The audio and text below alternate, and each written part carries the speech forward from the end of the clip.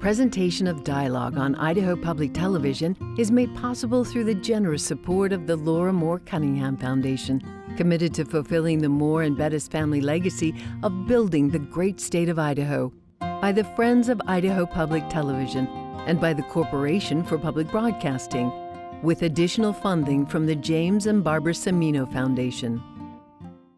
But at the end of the day, it's really a story about relationships. And yes, Churchill and FDR are some of the giants of history, and they become larger than life for us. But they're also someone's dad. Coming up, I talk with Katherine Grace Katz, the author of The Daughters of Yalta, about her unique angle on one of the world's most important events. That's Conversations from the Sun Valley Writers Conference next. Stay tuned.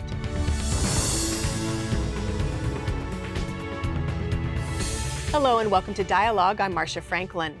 One of the most important meetings between world leaders in modern history was the Yalta Conference in 1945. It was there that the Big Three, United States President Franklin D. Roosevelt, British Prime Minister Winston Churchill, and Soviet Premier Joseph Stalin, tried to hammer out what a reorganized Europe would look like. There's an iconic photo of the trio taken only 2 months before FDR's death. But from another angle, one can see some women in the distance. There's Sarah Churchill, the daughter of Winston Churchill, and Kathleen Harriman, the daughter of Averell Harriman. Along with Anna Roosevelt, FDR's daughter, the three make up the subject of Katherine Grace Katz's book, The Daughters of Yalta. In it, Katz shows us another side of this pivotal event through their eyes and brings to light the role that the three women played in assisting their fathers at the conference. I spoke with Katz about the book, which is her first at the 2021 Sun Valley Writers Conference. We talked about what she discovered and the strong ties that one of the daughters had to Sun Valley itself. Well, welcome to Sun Valley. Thank you so much for having me. I know you've been here once before, and it's because it helped in your research for this book we're going to talk about, because we are sitting in the very place that has a lot to do with one of your characters. Yes, the Harriman family, they founded Sun Valley as part of Union Pacific Railroad back when Averell Harriman was the chairman, and it was such a pleasure to come out here and get to know more about him and his daughter Kathleen, and also have a chance to speak at the community library. And this is a really special place where you can really feel history all around you. Because his daughter is very much a part of this book. Yes, she is one of the three daughters who attended the Yalta Conference. She was her father's right-hand man throughout the war, both in London and in Moscow, and of course at the Yalta Conference. And that partnership that they had together throughout the war was really built here together at Sun Valley. Yeah, tell us why, because he kind of had her here as his person in Sun Valley, right? He did. She became much more of a part of his life after her mother passed away when she was a teenager. Her parents had divorced when she was a little girl, and after her mother died, her father really came back into her life and said to her that he knew he would never really be a warm and fuzzy father, but he hoped that they could become the best and finest of friends, and really invited her and her sister to take as much part in his work as they found interesting, which was really ahead of its time for a man of that era, I think. And Kathleen took him up on that offer. She came out to Sun Valley during her college vacations. She was at Bennington, and she became a world-class skier here. And she also helped him in many aspects of running the resort, publicity, attending to VIP guests like Ernest Hemingway, checking on snow conditions, doing a bit of recon on other resorts that had started to pop up in the area. So she was really there with him for a good bit of her late teens and early 20s. And she, in many ways, became his assistant ambassador during their time together in Moscow while he was ambassador. So let's talk about the other two women, the other daughters of Yalta, who are in this book. Describe them for us. Sure. So this project really started for me with Sarah Churchill when I had the very good fortune to be the first person to see Sarah Churchill's archives when the family in Churchill College at Cambridge opened her papers for the first time to researchers. And I was so excited to have this chance to be, one of the people to see the last of the Churchill family documents. It's one of the last collections to open. And if people know Sarah today, it's usually that she'd been an actress and had starred in a movie with Fred Astaire in the 1950s, but few people knew about her wartime work. She had been a member of the women's branch of the Royal Air Force. She was a reconnaissance intelligence analyst, really knew a lot of the innermost details about the war, especially operations in the Mediterranean and in North Africa. And early in the war, Winston and Clementine Churchill had decided that when he traveled abroad for conferences, someone from the family should go with him, partly as a protector and confidant, but also as a kind of an unofficial family historian. They knew he'd want to write his wartime memoirs when it was over, as he had done after World War I. And Sarah was the perfect person. She really understood the way her father's mind worked. She had that experience as an officer in the military. She was a beautiful writer. And also, I think being an actress, that training lent itself extremely well to diplomacy, especially where there's so many things that have, nuances in the way you say them or you don't say them. And she really was a perfect partner for Winston Churchill. She'd be with him up late into the night when the diplomatic pouch would arrive from Downing Street, and she'd be the one who would listen to his frustrations that were growing with Roosevelt, who he felt didn't fully appreciate the Soviet threat and Soviet designs on Poland. And it was Sarah who really helped him channel those frustrations into more productive lines of argument before going into the conference room. So we should probably back up and talk about Yalta itself before we delve too deeply in the three daughters that were there. Lay the groundwork for people, what was happening. It was towards the end of the war.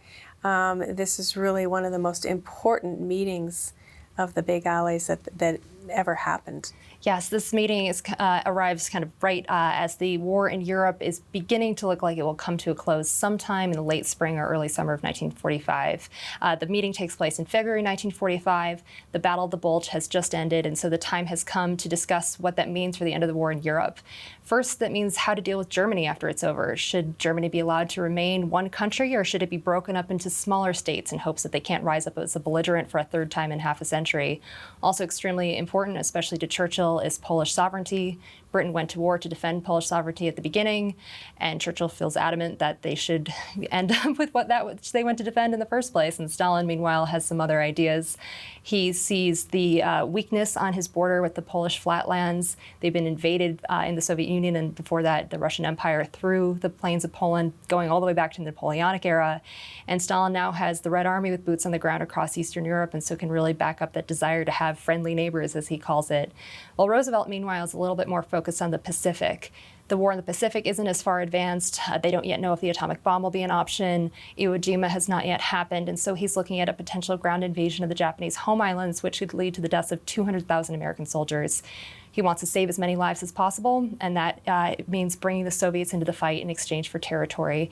And finally, Roosevelt has his personal goal of creating the United Nations and succeeding where Wilson failed at the end of World War I with the League of Nations. And he also sees it as a way of bringing the Soviets into the international community after the war is over and the common enemy's been defeated. So that's where we are in the war. Those are the main issues that are up for discussion at Yalta.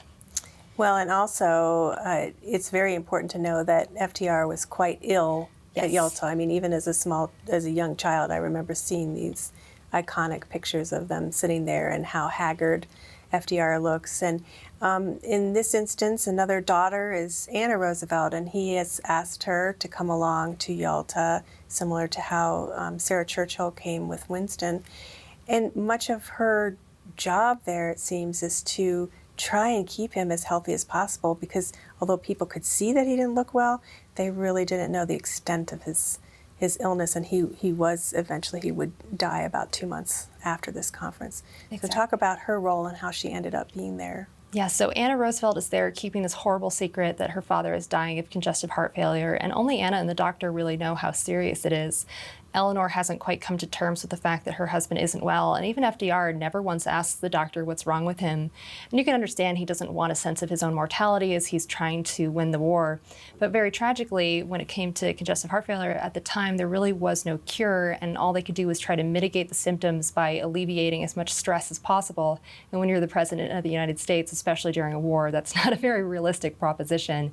So Anna Roosevelt, who had moved into the White House with her family after her husband joined the Army in 1943, became her father's gatekeeper. She really tried to manage his life to minimize the stress as much as possible. And she was a huge part of the last year of his time as president. And so when it came time for Yalta, even though he didn't know exactly what she was doing or why she was doing it to alleviate that stress, he knew that he couldn't get along without her. And for Anna, she was 38 at the time. She was a mother of 3, but she also still had this yearning to be that person who was indispensable to her father, which she'd always wanted since she was a little girl. So here she finally has the opportunity, but she also knows it's probably the last time because he's going to die quite soon. And Averell Harriman is also there in his position. And as we mentioned, his daughter is with him as well. What is her role at Yalta? Kathleen is the third daughter there. Averell Harriman is the ambassador to the Soviet Union at the time, and Kathleen learned to speak Russian when she moved there with him in October 1943.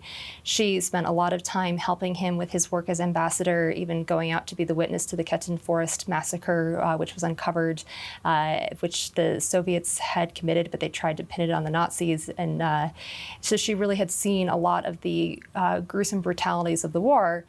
And by the time she came to Yalta, she was the perfect person to serve as what we almost think of like as a protocol officer at the State Department today, working with the Soviet and American advance teams, being able to speak Russian, and also kind of expanding her father's own influence at the conference. He drifted somewhat from FDR and his outlook on the prospect of working collaboratively with the Soviets and was much more skeptical of the Soviets, much like Churchill was. And so by having Kathleen there, Averell Harriman could kind of expand his own platform by doing things like asking Kathleen to get up and give a toast in Russian to Stalin at his banquet on behalf of the daughters, and kind of a soft diplomatic approach, but one that was really made a big impression, and people were extremely impressed with Kathleen.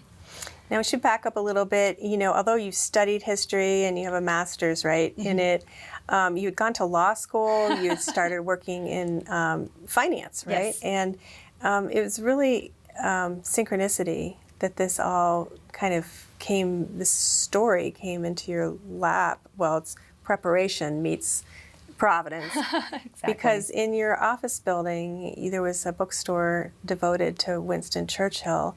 And since you were already interested in Churchill from your earlier studies, you were frequenting it and then got to know the society that studies Churchill, and then the family, and then these papers were opened up to you of Sarah Churchill. What did those, well, first of all, that's amazing, really, that has changed your life, really. Absolutely. I will never forget, after going to this bookstore many times, the owner of the bookstore realizing the depth of my interest in history, and Churchill had been a part of my undergrad thesis at Harvard and then graduate dissertation at Cambridge, and he'd connected me with the Churchill Society and then ultimately the Churchill family. And I remember after meeting them for the first time, walking home from the office late one night and talking to my mom as I went, and she said, "Oh, you never know when these kinds of occurrences can really change the direction of your life." And sure enough, they did. And I think that just goes to show moms always know best, so always listen to your mom.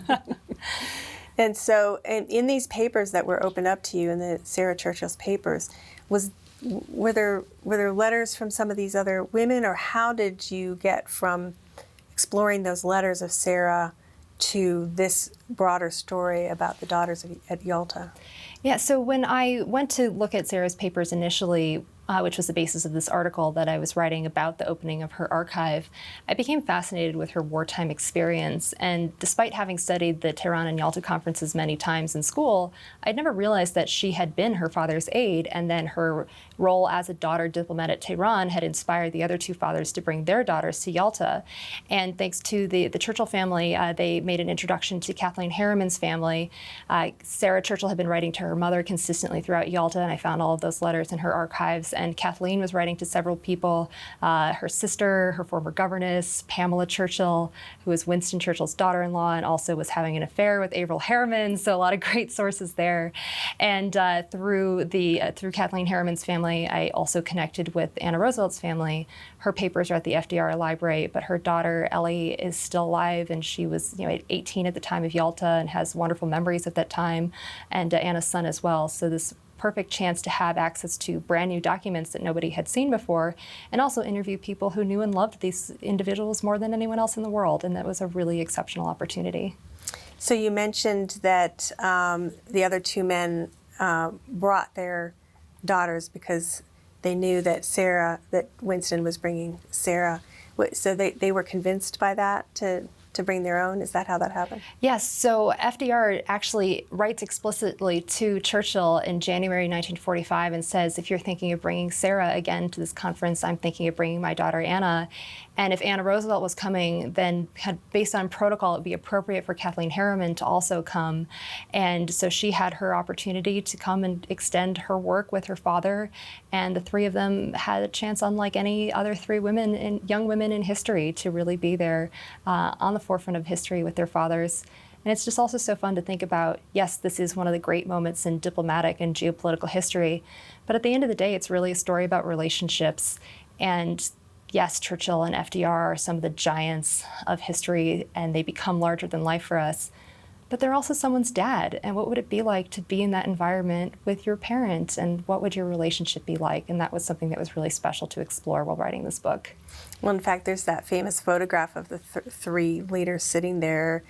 And there's another vantage point on that photograph. And off in the corner, you can see what?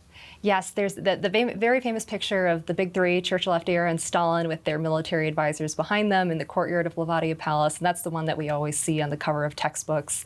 But yes, there is another picture of the same scene, but a very slightly different angle, and you can see the daughters there in the background looking on, and they'd been there all along, and sometimes it's not until new sources are revealed or events in our own time make us think about history in a different way. And so even the well-trodden paths still have so much to offer.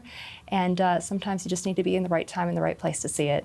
And if they had been mentioned in other histories of Yalta, it was very passing references as almost kind of a human interest sidelight rather than paying attention to what their actual role was or asking why they were there. And it was really exciting for me to be able to put these three exceptional people back into the historical record in a meaningful way. I think they've been kind of described as companions to their fathers there, or kind of general supporters, but I really think of them as daughter diplomats, where they're not there in an official capacity as someone from the State Department or the Foreign Office, but they speak with the weight of their fathers behind them. So they're able to go and deliver subtle, nuanced messages that someone else might not be able to do because they're in a more official role, or diffuse tension between conference participants, the tension in these relationships, which would then spill over into negative results in the actual negotiations themselves. The importance of protocol is really, if you do your job well, no one notices you were there. So it's kind of an unsung role, and one that we don't often appreciate because so many people are so adept at that role, including Kathleen. And then in the case of Anna Roosevelt, she's literally keeping her father alive. Sometimes perhaps running a bit too much interference and maybe blocking some meetings that he should have had would have made him a bit more prepared for having negotiations with Stalin. But if she hadn't done that, then the alternative is perhaps he might have died while he was at Yalta. So it's really difficult. And their roles are complex and nuanced. And I also like to think of them in kind of a role that is similar to one that we all have in our lives. We all have someone that we turn to in moments of self-doubt or crisis, or when we need to reason through something challenging. And it's often that role that rarely leaves a footprint in history, but we know it when we see it in our own lives, and we can't get along without that person. For these fathers, their daughters really played that role for them at Yalta. And so I think it's nice to be able to shine a light on that role, which is really kind of the unsung hero in each of our lives, and maybe make us appreciate that person a little bit more. They also, in some instances, were having to deal with their father's affairs. Yes. both political affairs and personal affairs. Mm-hmm. I mean, it's quite difficult, I think, for Anna Roosevelt in particular, because she knows or comes to know about Lucy Mercer, and you write about that. And then the Harriman story is one that's quite entangled, where one of Kathleen's friends ends up having an affair with her own father. The young ladies were knowing things that even their own mothers were not knowing. That's true, yes. Anna Roosevelt's position is really quite heartbreaking, because when her father comes to her asking if it would be all right if an old friend, as he calls Lucy Mercer, comes to visit the White House, strategically, while Eleanor is not there, and he asks Anna if that would be okay, she knows immediately who he's referring to. And she knows that he wants her to say yes, but she also is trying to balance the fact that if she says yes, she'll be betraying her mother, which is a terrible thing to do. But she's trying so desperately to give her father any amount of peace and solace that can mitigate some of the stress and extend his life in any way possible. And so she rationalizes to herself that this is what she's doing, that it really is more of a friendship between them at that point. And yet it is still an emotional betrayal of Eleanor. And that's a really horrible position to put your child in. The relationship between Anna and FDR is really complex, very challenging, and it's the one where I felt like I was able to grow the most as a writer by mining the scope of the emotions of that relationship and Anna's position between her parents. And sometimes, oddly, it was Lucy Mercer who gave Anna the most validation that what she was doing was so vitally helpful to her father, because FDR really never recognized Anna in the way that she deserved after all that she did for him. Kathleen Harriman's position is a little bit different. Her mother had died when she was a teenager, and her father had remarried, and she wasn't especially close to her stepmother, Marie, who had also had affairs of her own. And so when she arrived in London in 1941, she quickly realized this young woman, Pamela Churchill, who was the Prime Minister's daughter-in-law, married to Randolph Churchill, his son, was not just her best friend, but was also having this affair with her father. Meanwhile, Pamela was having affairs with other people too, such as Edward R. Murrow and Bill Paley. And at Yalta, Averil Harriman was not the only person that Pamela had also had affairs with. Major General Frederick Anderson, who was one of the American military representatives, the head of the RAF, Peter Portal, was utterly besotted with Pamela. But for Kathleen, covering up for the affair by kind of her presence giving it some plausible deniability almost guaranteed her position, especially in London during the Blitz, where even if it became more dangerous, she probably wouldn't be sent home because her father needed her there to kind of protect the relationship between their family and the Churchill family. But the great thing, in an odd way, about the legacy of Pamela and all these interconnections is that so many people were writing to Pamela that I now, as a historian, have wonderful resources to draw on, including a 30-page handwritten letter by Peter Portal, who wanted to kind of show off to Pamela everything happening at the conference and then hand deliver it to her when he returned home to London as an excuse to see her.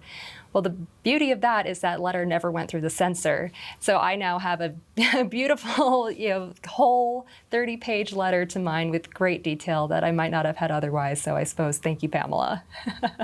Now, you go on and you describe the later lives of these women, and I encourage people to read the book. This is a really riveting section and kind of, well, not kind of, it is sad. It's quite sad what has happened to several of the individuals, including Sarah, but also Anna. When you were writing that, what new ground do you feel like you unearthed? I think it's easy for people to write off any tragedies that occur in the lives of the children of famous people as just kind of, oh, here were these children that couldn't measure up, struggling in the limelight. And I think that's not necessarily the case here. Without giving too much away at the end of the book, all three daughters experienced tragedies with loved ones who were really affected by the war, mental health, which we didn't appreciate as much then as we do now. And so they had similar tragic experiences because of that legacy of the war, which is so much more important to think about than just writing it off as, oh, here's a famous person's child who struggled. And so I think it really also is a testament to their own spirit and their willingness to meet challenges head on, which I think was very much part of the wartime generation. And they didn't talk about what was behind some of those challenges, and they kept soldiering on. And I also think that the shared experience that the three daughters had, they didn't necessarily walk away from Yalta being the best of friends because they had their father's interests and their country's interests first and foremost on their minds. But that shared experience they had of being just part of a very tiny handful of people, and especially young women who had been in the room as history was made, it gave them solace later in life, and where they did reach out to each other and comfort each other, knowing that they were going through shared challenges, and the experience of that in the limelight as the child of a world leader was something that only they could understand. When I was reading it, I had the sense of, if this was a different era, what these women could have been able to do. I mean, really, they were all exceptional in their own right and didn't have the opportunities that we do. Exactly. And I think for them, it wouldn't have necessarily occurred to them that they could have had perhaps political careers of their own. I can't speak for Sarah, but I could see if she had been born 10 years later, which would have made her a contemporary of Margaret Thatcher, perhaps she could have considered that she could have had a political career in her own right. And temperamentally, perhaps she really was a Churchill child who was best suited to follow her father into politics and continue the Churchill family legacy that way.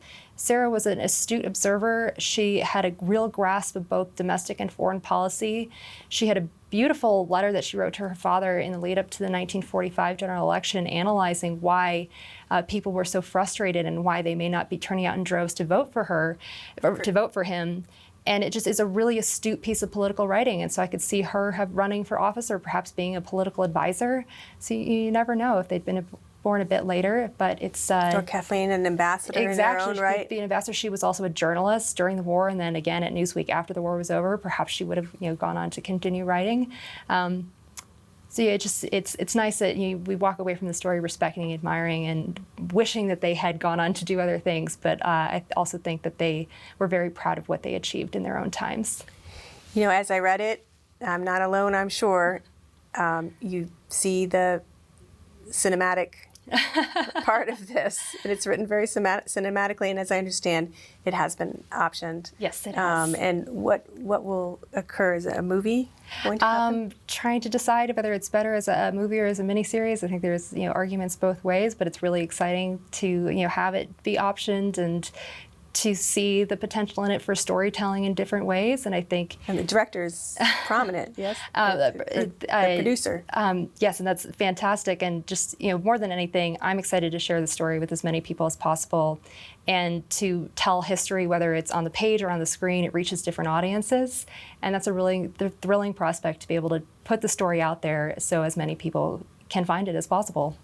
Are you going to be an attorney, or are you going to... keep going as a historian/author? Yeah, well, I still have 2 more years of law school to finish, so I've got about 2 years to figure out how to bring all this together. First and foremost, I absolutely see myself as a writer and historian and want to continue doing that. That's what I love. That's what I think about, kind of daydreaming of stories all the time. But the law is fascinating, and I really want to use history as a tool, not just in a vacuum, but as something that we can use in the present to tackle complex problems. And I think the law and history go very much hand in hand in that way. And so I'm hoping that with those two sets of skills that I could be able to contribute something useful to the conversation about how we can think about challenges going forward, many of which have very long historical roots. And I think that it's a really exciting and dynamic intersection to be at. And how exactly that comes together, I'm not exactly sure, but hopefully in the next 2 years of law school, I'll have a better idea. Well, this must have changed your life absolutely dramatically. Yes. I fully anticipate hearing more from you, and I look forward to that as well. Thanks so much for taking the time to talk with me today, and congratulations. Thank you so much. It's such a pleasure to be here, and I'm so excited to be able to share the story. I hope you've enjoyed this interview with Katherine Grace Katz, the author of The Daughters of Yalta. Our conversation was taped at the 2021 Sun Valley Writers Conference. My thanks to the organizers of that exceptional event, to our guests, and to the Dialogue team. If you'd like to watch this interview again, or any of the nearly 70 conversations I've taped over the years at the Sun Valley Writers Conference, check out our website. Just go to idahoptv.org and click on Dialogue. For Dialogue, I'm Marcia Franklin. Thanks for tuning in.